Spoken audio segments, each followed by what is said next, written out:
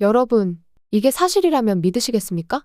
시한부 판정을 받은 한 여자아이가 생각하지도 못했던 이 나라에서 새로운 생명을 얻을 수 있었다는 사실을요. 그의 아버지는 미국에서 가장 유명한 내과 의사였습니다. 사람들은 그를 기적을 만드는 의사라고 불렀죠. 그런데 정작 자신의 딸 하나는 살릴 수 없었다고 하는데요. 딸은 심장병이었고 그는 뇌를 전문으로 하던 의사였습니다. 눈물을 흘리며 전 세계 수많은 병원과 사람들에게 연락했지만 돌아온 대답은 하나였습니다. 불가능합니다. 하지만 그중 단 한 나라만이 우린 해보겠습니다라고 말한 나라가 있었다고 하는데요. 그곳은 대한민국이었습니다. 그 후 그는 모든 것을 내려놓고 딸을 살리겠다는 마음 하나로 딸과 함께 한국으로 떠나게 되는데요. 딸의 병을 고치기 위해 한국으로 떠난 부녀의 기적 같은 이야기. 지금 바로 시작합니다. 안녕하세요. 저는 오거스틴 호손이라고 합니다. 뇌외과 의사예요. 제가 오늘 들려드릴 이야기는 솔직히 말하면 좀 부끄러운 이야기입니다. 저는 의학에 대해서는 뭐든지 다 안다고 생각했거든요. 완전히 틀렸죠. 한국이라는 나라가 제게 인생 최대의 교훈을 가르쳐준 이야기를 해드릴게요. 저는 뉴욕 보스턴에서도 최고로 뽑히는 병원에서 20년째 일하고 있었어요. 매일 아침 하얀 가운 입고 병원 복도를 걸으면 간호사들이 환하게 웃어주고 다른 의사들도 존경하는 눈빛으로 인사했어요. 제 진료실 벽에는 상장이랑 자격증이 가득 붙어 있었고요. 사람들은 저를 미국 최고의 뇌 전문의라고 불렀어요. 그 말을 들을 때마다 기분이 정말 좋았습니다. 저는 제 자신을 슈퍼히어로라고 생각했어요. 하늘을 나는 건 아니지만 사람 뇌를 고치는 특별한 능력이 있다고 믿었거든요. 수천 번 수술하고 수천 명을 살렸어요. 신문에는 제 기사가 나오고 세계 각국 의사들이 제 수술을 보러 오기도 했거든요. 정말 대단한 사람이 된 기분이었죠. 그런데 저한테 큰 문제가 하나 있었어요.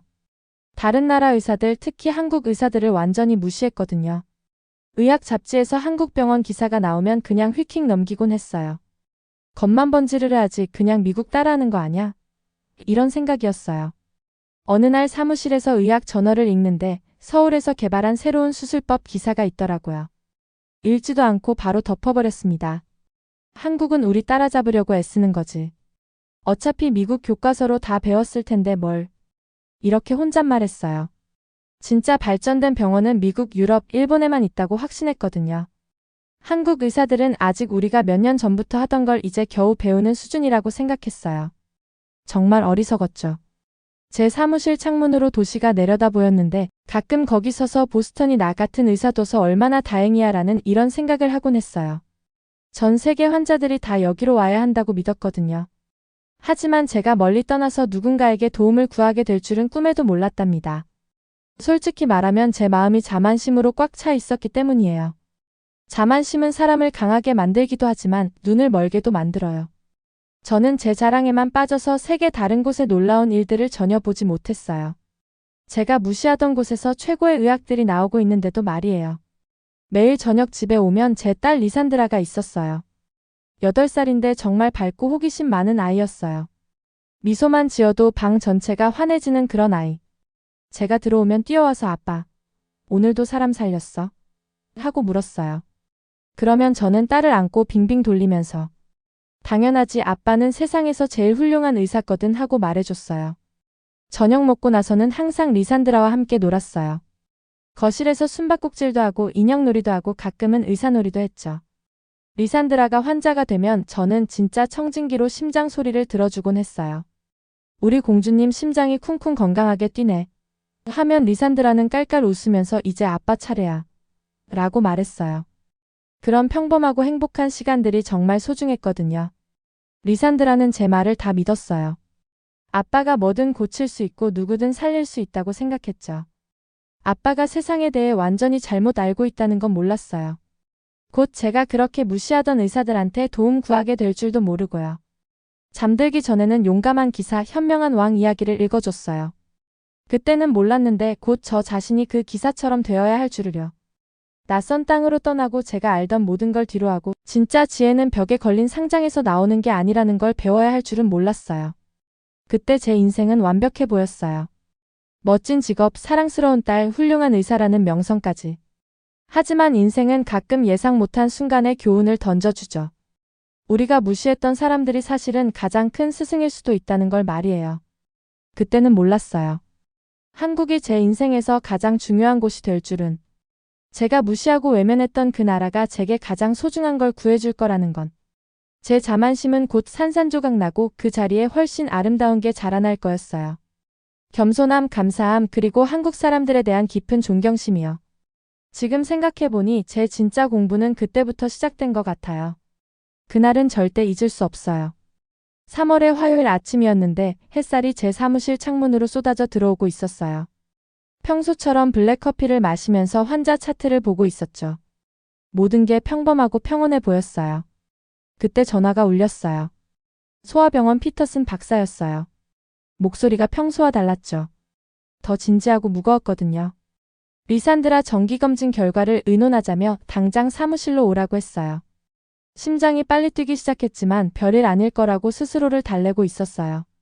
길 건너편 소아병원으로 걸어갔어요. 복도에서는 소독약 냄새와 뭔지 모를 다른 냄새가 섞여서 나고 있었어요.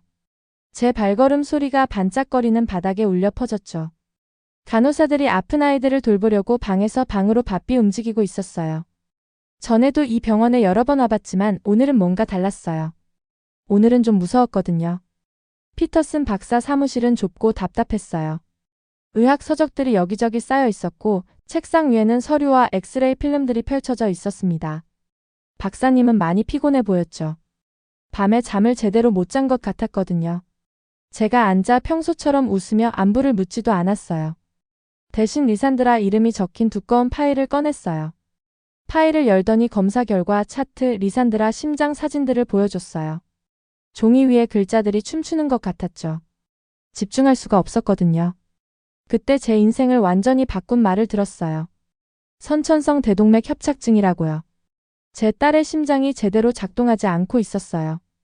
혈액 흐름을 조절하는 판막이 너무 좁았거든요. 당장 수술하지 않으면 9번째 생일을 못 볼 수도 있다고 하더군요. 피터슨 박사가 계속 의학 용어와 치료 방법을 설명하고 있었지만 목소리가 멀리서 들려오는 것 같았어요. 마치 물속에 있는데 수면 위에서 누군가 말하는 걸 듣는 기분이었어요. 저는 수천 번의 뇌수술을 했어요. 수많은 생명을 구했죠. 다른 의사들이 불가능하다고 한 문제들도 고쳤어요. 하지만 저는 뇌외과 의사지 심장 전문의가 아니었습니다. 심장에 대해서는 아무것도 몰랐거든요. 그 순간 제가 완전히 무력하고 쓸모없다고 느껴졌습니다. 집으로 가는 길이 제 인생에서 가장 긴 드라이브였어요. 계속 리산드라의 밝은 미소와 함께 제가 집에 가면 오늘 하루가 어땠는지 신나게 묻던 목소리가 떠올랐어요. 어떻게 딸에게 심장이 아프다고 말하죠? 뭐든지 고칠 수 있다고 생각했던 아빠가 가장 중요한 걸 고칠 수 없다는 걸 어떻게 설명하죠? 집 현관문을 열고 들어가니 리산드라가 평소처럼 뛰어왔어요. 작은 꽃무늬가 있는 분홍색 원피스를 입고 있었어요. 머리는 두 갈래로 묶었는데 움직일 때마다 살랑살랑 흔들렸죠. 너무 건강하고 생기가 넘쳐 보였어요. 그 작은 몸 안에 심각한 문제가 있다는 게 믿어지지 않았어요. 아빠 오늘 일찍 왔네. 하면서 제 다리를 꽉 안더군요. 저는 바로 딸을 들어 올려서 꼭 안아주었습니다. 그 순간 제 가슴에 딸의 심장 박동이 느껴졌어요. 언젠가 멈출 수도 있는 그 작고 아픈 심장이요. 딸이 제 눈물을 보지 못하게 고개를 돌려야 했어요. 그날 밤 리산드라가 잠든 후 서재에 혼자 앉아 아는 심장외과 의사마다 다 전화를 했어요.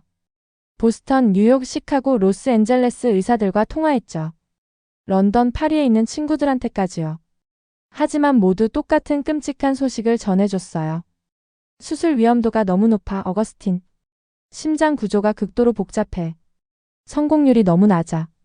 최악의 경우를 대비해야겠어. 어떤 의사들은 아예 수술하지 말라고 했어요. 오히려 더 나빠질 수 있다고 했거든요.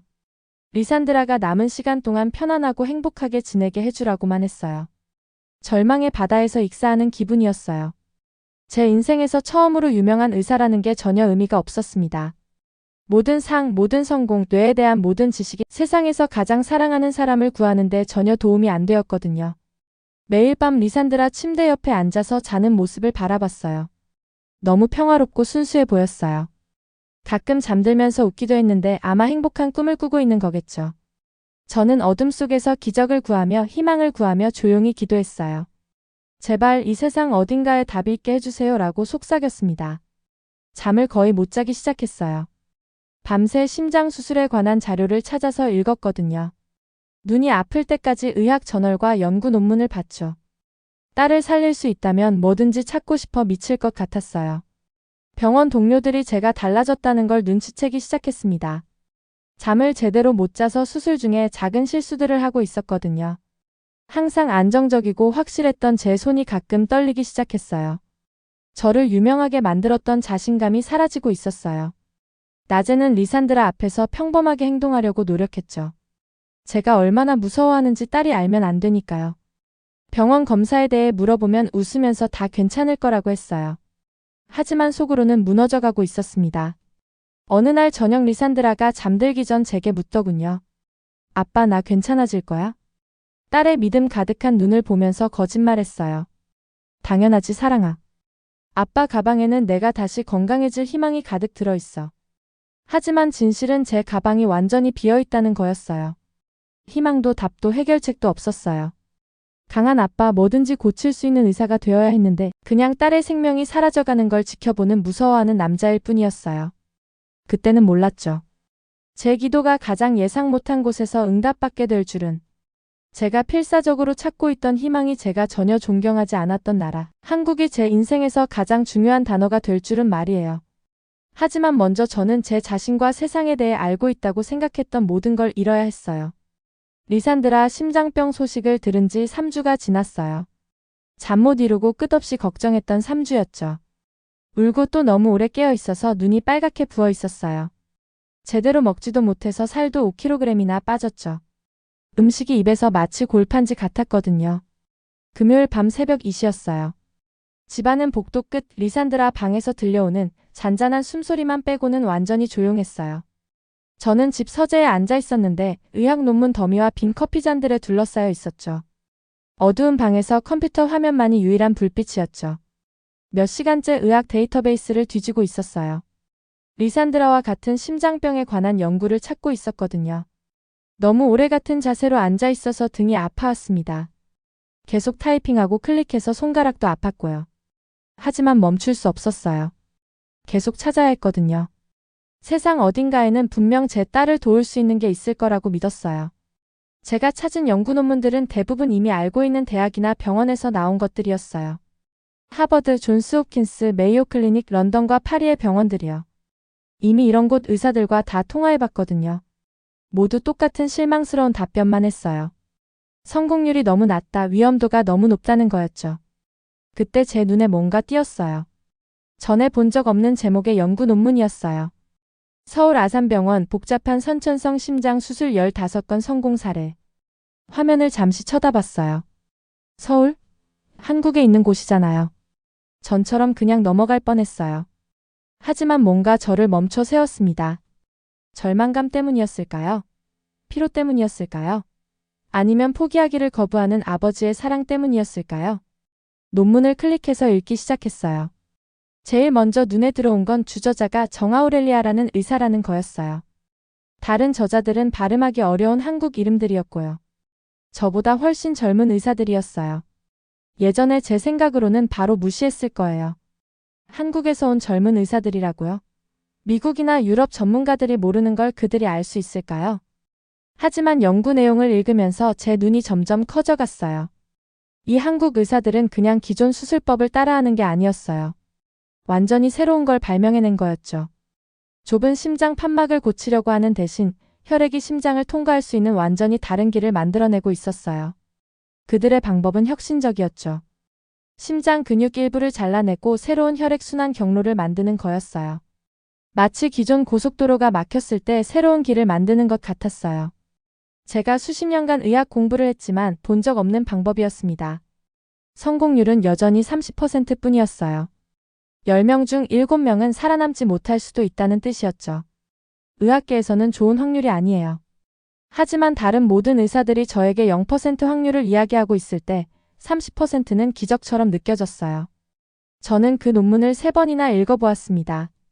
그리고 너무 믿을 수 없어 또 한 번 더 읽었죠. 모든 도표, 모든 사진, 수술 기법의 모든 세부 사항을 공부했어요.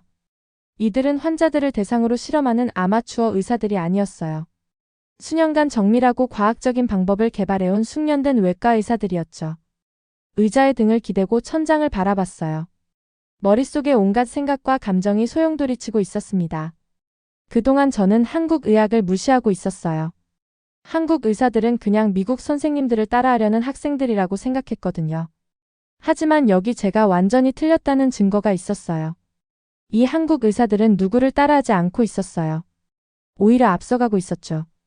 아무도 해결할 수 없는 문제를 보고 아무도 생각해내지 못한 해결책을 만들어낸 거였어요. 기존 방법이 통하지 않을 때 새로운 시도를 할 용기가 있었던 거죠. 한국 의료진 사진을 보고 있었어요.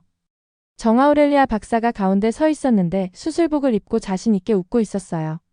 제 나이 정도나 조금 더 젊어 보였어요. 주변에는 다른 의사들과 간호사들이 있었는데 모두 전문적이고 유능해 보였어요. 몇 주 만에 처음으로 제가 거의 잊고 있던 감정을 느낄 수 있었답니다. 희망이었어요.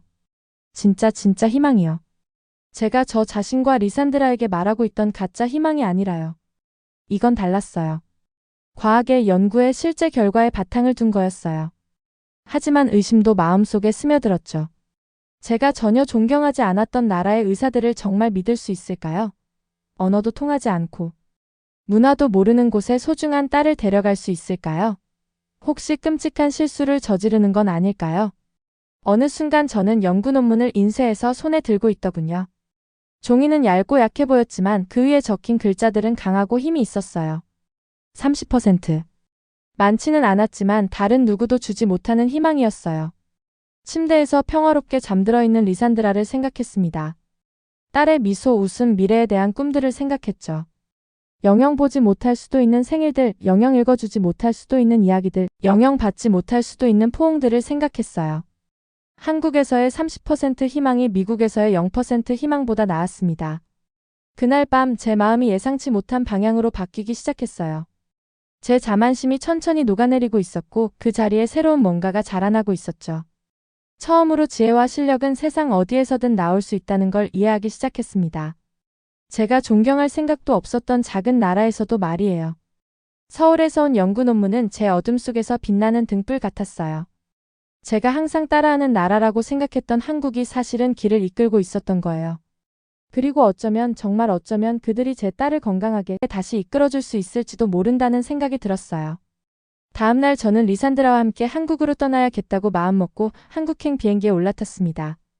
비행기 아래 떠다니는 구름을 보며 한국에서 리산드라의 병을 고칠 수 있다는 희망을 품었답니다. 비행기 바퀴가 인천공항에 쿵 하고 내려앉았어요. 저는 리산드라의 작은 손을 꽉 잡고 비행기에서 내렸습니다.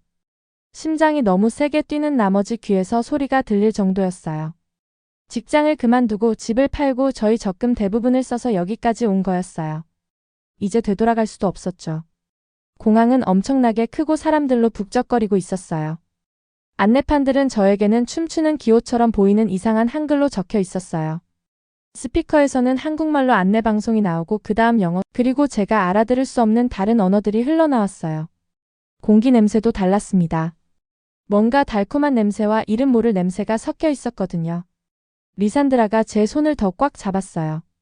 긴 비행으로 지쳐서 얼굴이 창백해 보였어요. 평소 밝던 눈도 걱정스럽고 혼란스러워 보였죠. 왜 보스턴의 편안한 집을 떠나서 모든 게 다른 이 낯선 곳에 와야 하는지 이해하지 못하고 있었거든요. 무거운 여행 가방들을 끌고 붐비는 공항을 서둘러 지나갔습니다. 너무 많은 짐을 들고 다녀서 등이 아팠어요. 한국에 얼마나 오래 있어야 할지 몰라서 가진 것들을 다 가져왔거든요.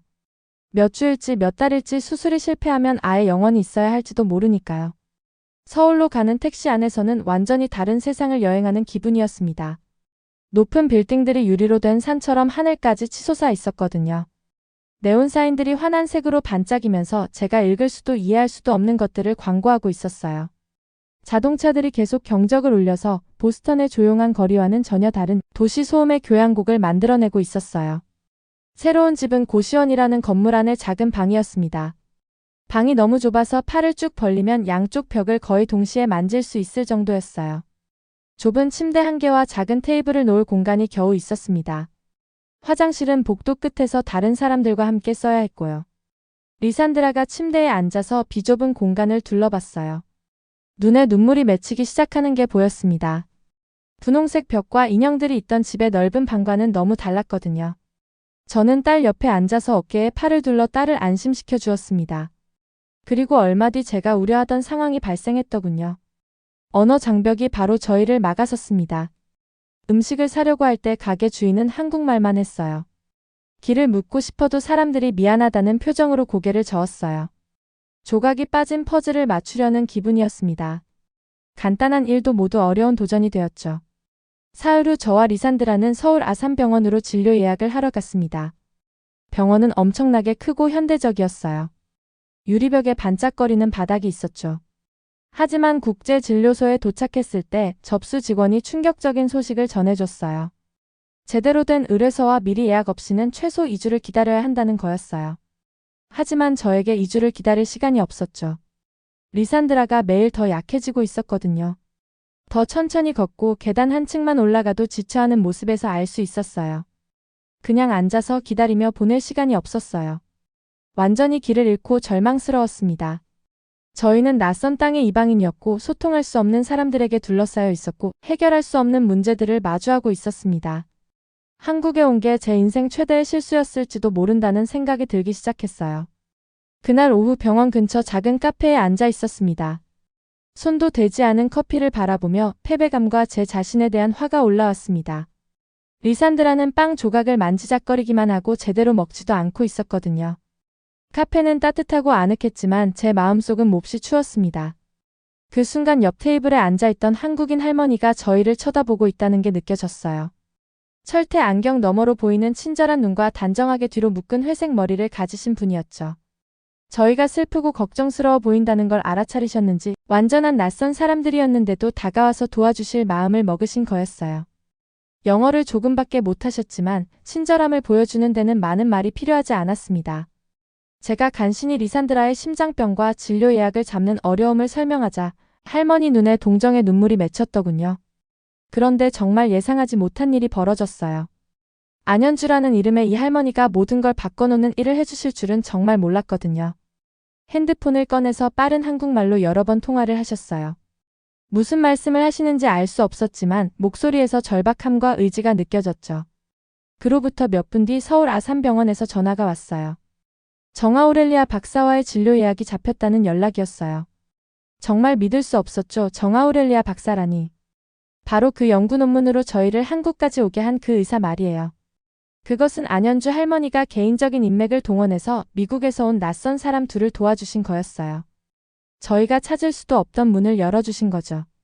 그날 저녁 저희는 안현주 할머니의 집으로 초대를 받았어요. 저녁을 먹는데 할머니가 따뜻한 미역국과 밥을 가져다 주시더군요. 미역국은 제가 지금까지 먹어본 것과는 전혀 다른 맛이었지만 속부터 따뜻하게 해줬어요.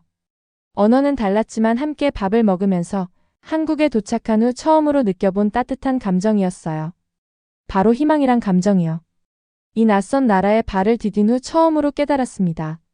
한국은 그냥 발전된 의료기술이 있는 곳이 아니라 낯선 사람을 가족처럼 대하고 아무 대가 없이 도와주는 사람들로 가득한 곳이었어요. 한국에 대한 제 편견이 한 번에 하나씩 친절함으로 무너지기 시작했습니다. 드디어 정아오렐리아 박사님과 만나는 날 아침이 왔어요. 서울 하늘에는 회색 구름이 덮여 있었죠. 리산드라가 가장 예쁜 옷을 입는 걸 도와주는데 저도 모르게 손이 떨리고 있더군요. 평소보다 더 연약해 보이게 만드는 단순한 파란색 원피스였어요. 저희 둘 다 알고 있었죠. 이 만남이 저희 인생을 영원히 바꿀 수 있다는 걸 말이에요. 서울 아산병원 회의실은 제가 생각했던 것보다 컸어요. 긴 창문들이 바닥부터 천장까지 뻗어 있어서 흐린 아침 햇살이 들어오고 있었죠. 커다란 타원형 테이블이 가운데 놓여 있었고 주변에는 검은 가죽 의자들이 둘러싸고 있었습니다. 의료 차트와 엑스레이 사진들이 방 곳곳에 화면에 보여지고 있었죠. 하지만 가장 놀란 건 다른 의사들이 이미 테이블 주변에 앉아 있는 걸 본 거였어요. 이곳 서울 아산병원에는 다른 외국에서 오신 유명한 교수님들도 많더군요. 일본에서 온 사카모토 박사가 의자에 뻣뻣하게 앉아서 진지하고 의심스러운 표정을 짓고 있었어요. 중국에서 온 루이챙 박사는 찌푸린 얼굴로 서류를 넘겨보고 있었고요. 독일과 영국에서 온 의사들도 있었는데 모두 회의적인 표정이었어요. 정아오렐리아 박사님이 조용한 자신감을 가지고 회의실에 들어오셨어요. 제가 상상했던 것보다 작은 키였지만 그분의 존재감이 방 전체를 채우고 있었어요. 검은 머리는 단정하게 뒤로 묶여 있었고 눈에는 친절함과 의지가 동시에 담겨 있었습니다. 전에도 기적을 만들어봤고 다시 시도하는 것도 두렵지 않은 사람의 모습이었어요. 외국 의사들이 바로 한국 수술법을 공격하기 시작했어요. 사카모토 박사가 먼저 말했는데 목소리가 날카롭고 무시하는 투였죠. 이 기법이 너무 실험적이고 위험하다고 했습니다. 루이챙 박사도 동의하면서 아이들에게 이런 위험한 수술을 시도하는 건 의료윤리에 어긋난다고 말하더군요. 그들은 마치 리산드라를 의료사고 사례처럼 이야기를 하고 있어요. 꿈과 희망을 가진 진짜 어린 소녀가 아니라 말이에요. 그들의 말은 따뜻한 방에 차가운 바람이 부는 것 같았어요. 제 옆에 조용히 앉아서 작은 손을 무릎 위에 모으고 이 권위 있는 의사들이 자신이 살 기회를 받을 자격이 있는지 논의하는 걸 듣고 있는 리산드라를 바라봤어요. 하지만 정아우렐리아 박사님은 그들의 비판 내내 침착하게 듣고 계셨습니다. 얼마 뒤 정아우렐리아 박사님이 천천히 일어나서 회의실 앞으로 걸어가셨어요. 안정된 손으로 큰 화면에 연구 자료를 보여주셨습니다. 숫자 차트, 수술 사진들이 벽을 가득 채웠죠. 각각의 성공 사례를 설명하시는 목소리는 부드럽지만 확고했어요. 박사님이 말씀하시는 동안 회의실이 점점 조용해졌습니다. 비판적이던 의사들도 서류 넘기기를 멈추고 주의를 기울이기 시작했거든요. 정아우렐리아 박사님은 그냥 의료 데이터를 발표하고 있는 게 아니었어요. 이 혁신적인 수술로 새 생명을 얻은 아이들의 이야기를 나누고 계신 거였어요. 그때 재앙이 닥쳤어요. 바로 그 회의실에서 리산드라의 상태가 갑자기 악화된 거예요. 숨을 빠르고 얕게 쉬기 시작했어요. 입술이 무서울 정도로 파랗게 변했고 작은 몸이 떨리기 시작하더니 의자에서 쓰러지고 말았어요. 의사들이 도우려고 달려들었고 저는 리산드라가 빨리 수술을 받을 수 있도록 도와달라고 그 자리에서 외치고 또 외쳤습니다. 사카모토 박사와 루이챙 박사는 뒤로 물러서며 어떻게 해야 할지 모르겠다는 표정이었죠. 그 순간 정아우렐리아 박사님은 혈액 투석이 가능한 간호사를 소집했어요. 몇 분 뒤 한국 의료진은 완벽하게 안무된 춤처럼 각자의 위치로 움직이며 제가 전에 본 적 없는 장비를 가진 간호사들이 나타나더군요. 정아우렐리아 박사님이 침착한 권위를 가지고 지휘하셨습니다. 새로운 약물과 공상과학 영화에서나 볼 법한 휴대용 순환 장치를 조합해서 사용하셨어요. 몇 분 만에 리산드라의 숨이 안정되고 얼굴색이 정상으로 돌아왔어요. 방금 전까지 한국 의료법을 비판하고 있던 외국 의사들이 이제는 놀란 채로 조용히 서서 그 모습을 지켜보고 있었습니다. 사카모토 박사가 감탄하는 것 같은 말을 속삭이는 걸 보았어요. 루이챙 박사는 믿을 수 없다는 듯이 고개를 저었죠. 한국 의료혁신이 실시간으로 생명을 구하는 걸 직접 목격한 거였어요. 사흘 후 수술이 시작됐어요. 저에게 8시간이 영원처럼 펼쳐져 있더군요. 수술실에는 들어갈 수 없었지만 저는 알 수 있었어요. 한국 의료진은 제가 거의 본 적 없는 정확함으로 수술을 하고 있다는 것을요. 모든 움직임이 목적이 있었고 모든 결정이 확신을 가지고 내려졌어요. 정아우렐리아 박사님이 오케스트라를 지휘하는 지휘자처럼 그들을 이끌었고 각 팀원이 자신의 역할을 완벽하게 해냈어요. 수술이 마침내 끝났을 때 세상에서 가장 아름다운 소리가 수술실을 가득 채웠습니다. 모니터에서 들리는 리산드라의 고쳐진 심장이 뛰는 강하고 안정된 리듬이었어요. 처음부터 수술을 의심했던 사카모토 박사가 구석에 조용히 서서 눈에 눈물을 흘리고 있더군요. 회복은 누구도 예상했던 것보다 빨랐어요.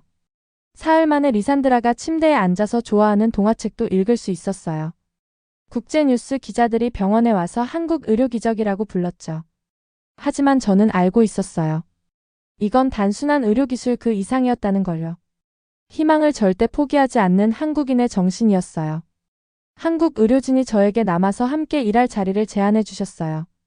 리산드라는 이미 병원에서 한국 아이들과 친구가 되어 있었고 한국말 몇 마디도 배우고 있었어요. 그때 깨달았습니다.